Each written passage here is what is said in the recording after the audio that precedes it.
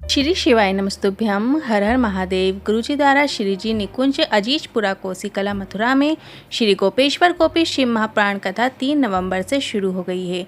ये 7 दिवसीय शिव महाप्राण कथा है जो कि 3 नवंबर से 9 नवंबर तक दोपहर में 2 बजे से 5 बजे तक आस्था चैनल यूट्यूब के माध्यम से देखी जा सकती है। आज की कथा में गुरु जी ने गांठों की समस्या से मुक्ति के लिए बिल्कुल नए उपाय की जानकारी दी है, जिसमें शिवलिंग में 5 बार में विशेष तरीके से जल चढ़ाना है। उपाय कब करना है, कैसे करना है, इसकी पूरी जानकारी आपको इसी वीडियो के अंत में मिलने वाली है।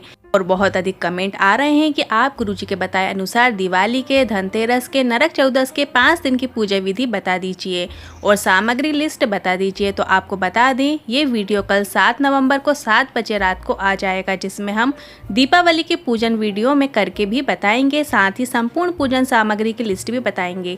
कल की कथा के वीडियो के बाद आपको वो उपयोगी वीडियो इसी चैनल के माध्यम से देखने को मिल जाएगा। आज 6 नवंबर चौथे दिन की कथा में गुरुजी ने 9 उपाय और उपयोगी जानकारियां दी हैं। सभी की जानकारी आपको इसी वीडियो के माध्यम से देंगे। किसी कारणवश यदि आपने आज कथा नहीं सुनी है तो पूरी कथा का रास्ता तो आपको इस छोटे से वीडियो से प्राप्त हो जाएगा। तो बढ़ते हैं आज की कथा की पहली जानकारी की ओर। काम्या वन में एक महादेव का मंदिर है जिसे रामेश्वर मंदिर कहते हैं।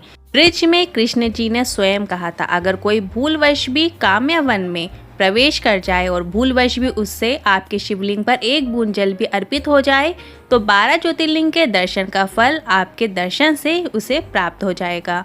बढ़ते हैं आज की कथा की दूसरी जानकारी की ओर।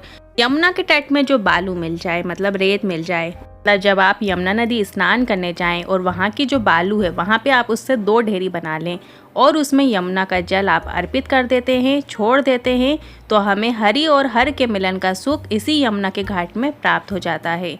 बढ़ते हैं आज की कथा की तीसरी जानकारी की ओर। पूरे व्रत 84 कोस में एक शिवलिंग ऐसा है जिसे कंस को मारते समय स्थापित किया गया था, क्योंकि बार बार बल लगाने पर भी कंस मर नहीं रहा था। 84 कोस में वो शिवलिंग स्थापित किया गया था। बढ़ते हैं आज की कथा की चौथी जानकारी की ओर। सपना शर्मा दीपक शर्मा जी पत्र लेकर आए।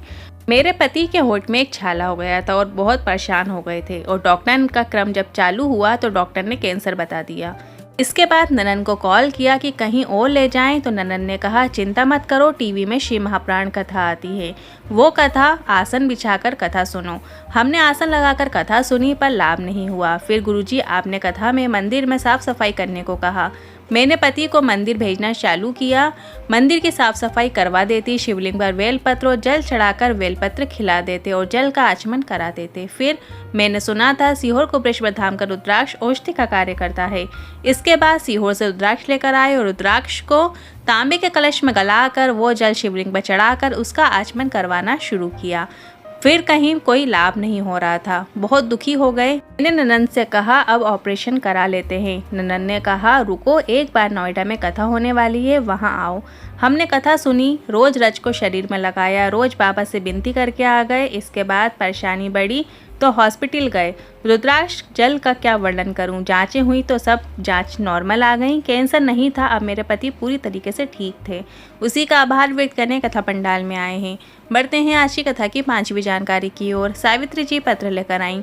मेरा बेटा 8 वर्ष का हो गया था, बोल नहीं पाता था, उसे दमे की भी बीमारी थी। किसी के कहने पर हम दूध का पाउच लेने दुकान गए। उस समय वो दुकान वाला शिव महाप्राण कथा सुन रहा था, जिसमें हमने सुना और हमारा कथा में मन लग गया और हमने मोबाइल पर रोज कथा सुनना शुरू किया। और एक कथा में आपने कहा था जिसकी वाणी नहीं आती, काली तिल को शिवलिंग पर चढ़ाकर उसको खिलाओ और जल माता अशोक सुंदर के स्थान पर कुंदकेश्वर महादेव का नाम लेते हुए चढ़ाकर उसे प्राप्त करके बेटे को हम पिला देते। शिवलिंग पर चढ़ी हुई बेलपत्र देना शुरू किया और बाबा की कृपा का क्या वर्णन करूं। मेरा बेटा 8 वर्षों के बाद बोलना शुरू कर दिया है और उसकी दमे की समस्या भी ठीक हो गई है। उसी का आभार व्यक्त करने कथा पंडाल में आए हैं। इसके बाद गुरुजी ने इस बालक को व्यासपीठ में बुलाकर शिव महाप्राण कथा का आशीर्वाद प्रदान कराया और उस बालक के मुख से श्री शिवाय नमस्तुभ्यम भी बुलवाया। बढ़ते हैं आज की कथा की 6वीं जानकारी की ओर। क्या आपको पता है चकलेश्वर महादेव मंदिर जो ब्रज भूमि में है उसमें 5 शिवलिंग क्यों हैं? तो आपको बता दें, मथुरा के भूतेश्वर, वृंदावन के गोपेश्वर, कामवन के कामेश्वर, नंदगांव के नंदीश्वर, मानसी गंगा, गोवर्धन के चकलेश्वर महादेव हैं। एक बार कृष्ण जी ने महादेव जी से निवेदन किया, जब कोई गोवर्धन यात्रा के लिए आएगा तो उन्हें आपके दर्शन करने के लिए मथुरा, वृंदावन, कामवन, नंदगांव जाना पड़ेगा। आप एक जगह ही सभी जगह के उन्हें दर्शन करने के लिए एक जगह चकलेश्वर महादेव के द्वारा उन्हें सभी 5 शिवलिंग के दर्शन का फल प्रदान कर दीजिए। बढ़ते हैं आज की कथा की 7वीं जानकारी की ओर।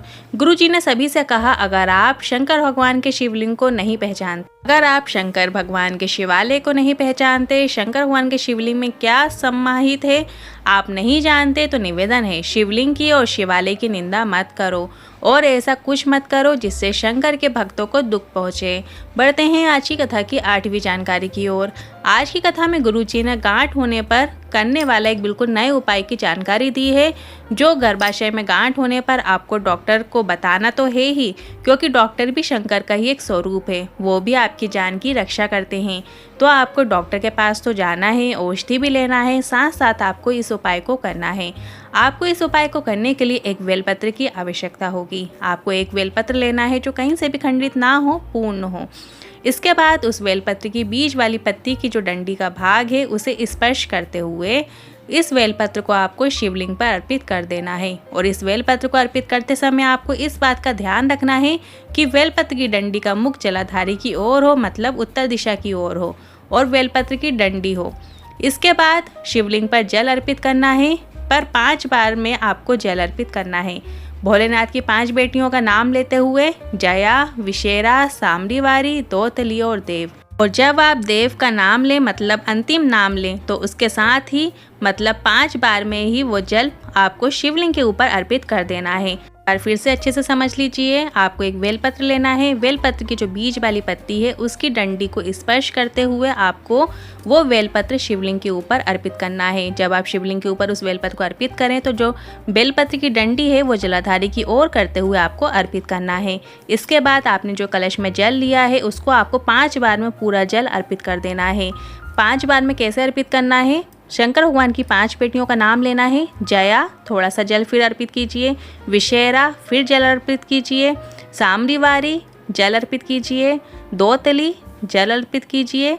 और इसके बाद देव जब आप नाम बोलेंगे, अंतिम नाम बोलेंगे, शिव जी की 5वीं बेटी का नाम बोलेंगे, तो पूरा जल जो जल कलश का है वो पूरा आपको शिवलिंग के ऊपर अर्पित कर देना है। फिर जलाधारी से जो जल आ रहा है उसको आपको एक पात्र में, थोड़ा सा जल कोई कटोरी में आपको प्राप्त करके घर ले आएं और उस जल का आचमन करें। 15 से 20 दिन बाद फिर से जांच कराएं, बाबा चाहेगा तो गांठ जरूर गल जाएगी। विशेष उपाय हम आपको कल की वीडियो में, कल की कथा के दौरान जो वीडियो आएगा उसमें हम आपको करके भी दिखाएंगे। और इस उपाय से जुड़े यदि आपके मन में कोई प्रश्न है, सवाल है, तो आप कमेंट बॉक्स के जरिए पूछ सकते हैं, ताकि कल के वीडियो में आपको इस उपाय से जुड़े प्रश्नों का भी उत्तर मिल सके और आपको ये उपाय आसानी से समझ में आ सके। अब पढ़ते हैं आज की कथा की 9वीं जानकारी की ओर। 28 नवंबर से 2 दिसंबर तक ददरुआ धाम भिंड में डॉक्टर हनुमान जी यहाँ कथा है। इसका नाम हनुमंत शिव महाप्राण कथा होगा। और इसके बाद गुरुजी की जो अगली कथा है वो 5 दिसंबर से 11 दिसंबर तक जलगांव महाराष्ट्र में होने वाली है। और फिर जो गुरुजी की अगली कथा जो रहेगी वो 15 नवंबर से 19 नवंबर तक धुलिया में कथा होने वाली है। और उस कथा का नाम रहेगा लक्ष्मी श्री शिव महाप्राण कथा होगा। आज के उपाय से जुड़े मन में कोई सवाल या क्वेश्चन है तो आप कमेंट बॉक्स के जरिए पूछ सकते हैं। वीडियो थोड़ा भी उपयोगी लगा हो तो वीडियो को लाइक करके कमेंट बॉक्स में हर हर महादेव जरूर टाइप कीजिएगा। श्री शिवाय नमस्तुभ्यम।